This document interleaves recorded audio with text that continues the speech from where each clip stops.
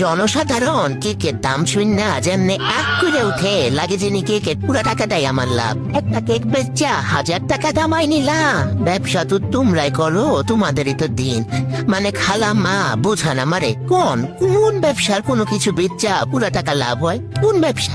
এই যে কেকটা বেচা 1000 টাকা পাইলাম, এখানে আমার খরচ কত আপনি জানেন? আমাদের মতন ছোট উদ্যোক্তা যারা কম লাভে কেক সেল করি, 1000 টাকার একটা কেকে 600-700 টাকার মতন খরচই পড়ে যায়। তারপরও কারেন্ট বিল, গ্যাস বিল, পানির বিল এসব তো আপনাদের ভয়ে হিসাবই করতে পারি না। আর একটা কেক বানায় যে 20টা হান্ডি পাতিল ধোয়া লাগে, ওইটা কি আপনি দিয়ে দিবেন আমারে? আবার এইসব খরচের হিসাব বুঝাইতে গেলেই তারা কি বলে জানেন? বলে ডিম আটা ময়দা আবার কি খরচ, ওইটা তো ঘরেই থাকে।